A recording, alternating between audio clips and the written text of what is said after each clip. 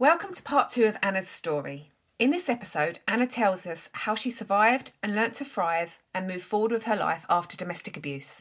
If you haven't come here out of choice of not wanting to listen to part 1, make sure you go back and listen to part 1 before listening to part 2.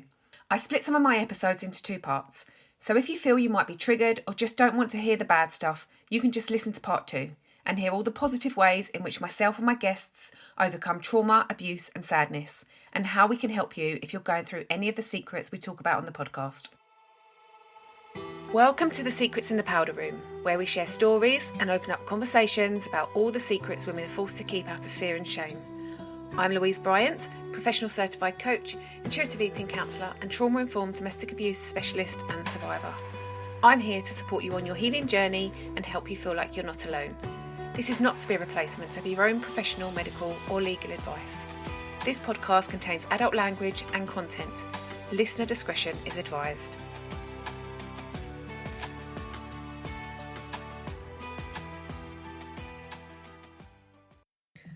For those of you who've skipped part 1 and came straight onto part 2, I'm just going to brief you quickly on what we're talking about. So Anna has come and she's told us a story about an incident that happened between her and her ex-partner and the abuse that happened. I'm so grateful for having her on the show and how brave she is coming to tell her story. So we will continue with the interview. So Anna, how did living like this affect you? I was living in a constant state of anxiety and trauma. Except he wouldn't allow me to be depressed. I had to just get on with it and take it. Wow, that must have been really hard, not being allowed to be depressed. I mean, you can't help it if you're depressed. And surely, with all that was going on for you, that must have left you feeling very depressed. And for him to not allow you and acknowledge your feelings must have been so difficult. And with all what was going on for you, what sense did you make of all what was happening? It was just the way it was, the norm. I felt like if I just take it or become his friend, it'd be far less painful. I thought it was because of his father not being in his life, and I wanted to help him and fix him and not abandon him as his dad had. Yeah, it's so common, isn't it, for us to take pity on them and think that we can fix them and, I'll be the one to save him. And if only he hadn't been treated like that as a child, he would be a much better person. And, if I can just love him and show him that I'm there, he'll change and he'll be different. But it doesn't work like that, does it? So what did you have to do in order to survive all of this that was going on for you around this time? Do as he said and not tell anyone. Pretend like everything was okay. I clung to his family because that was all the friendships I was really allowed. I did have a few friends that refused to leave me, but they didn't really understand what I was going through. It's so sad that these men make us feel so isolated from everyone. Yes, that's definitely one of their tactics, isn't it? Isolating you from your friends and your family so that you've got no one to turn to when things are bad and no one can see through him. It's good that you had his family though, and I hope they were nice to you. I had my mum too. She was my best friend, but she had her own stuff going on as well.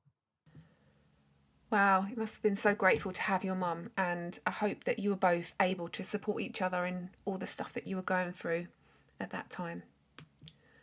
So what tips or advice would you offer the listeners of today's episode? If you are experiencing domestic abuse, tell someone. Yes, and make sure that that person that you tell is someone safe.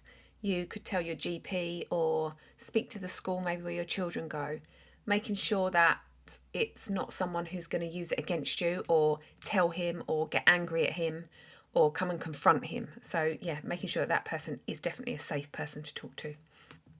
What other advice would you offer? I'd also say, if you're in an abusive relationship, make a record of every event. I used to call myself and talk to my voicemail, especially if I'd had a drink, so I could listen back the following day.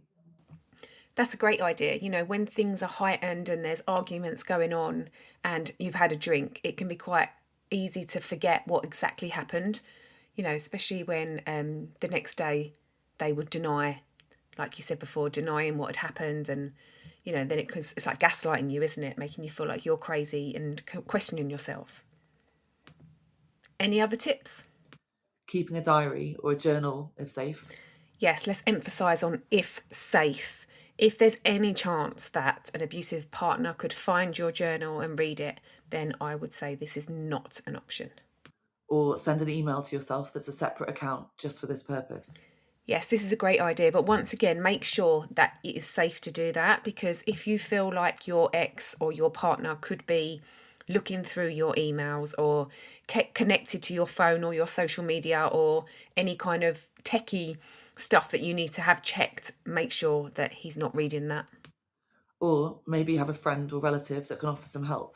Yeah, maybe reaching out to someone who's maybe been through abuse and has a bit of an understanding, or works somewhere that might be useful and has an understanding of what domestic abuse is and the dangers around that, and can make sure that there's somebody that is safe to talk to and is not going to go back to him. You don't have to stand for it. You need to get out of this toxic relationship as fast and safely as possible.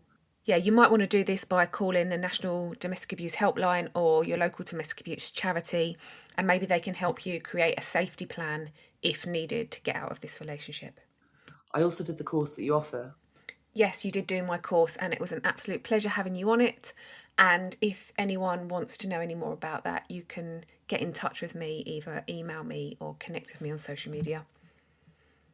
So, how's life for you now? I'm now in a normal, loving, happy relationship. There are decent men out there. He's a bloke at the end of the day, so he's not always perfect, but I feel loved, safe, and an equal in this relationship.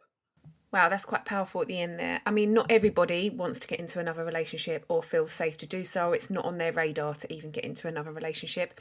But it's good to know that some of us have gone on to meet decent guys or decent women, in some of the cases of women on my course. And everybody deserves to be loved and feel love and love. Well, thank you so much for coming on the show, Anna. No, just thanks so much for having me and for listening to this story. If you feel upset or triggered by Anna's story, you could listen to my podcast number 4, Self-Care is Non-Negotiable, or download one of my meditations. Equally, if you've been affected by domestic abuse, you can call the National Domestic Abuse Helpline or your local domestic abuse charity. And if you're in immediate danger, call 999.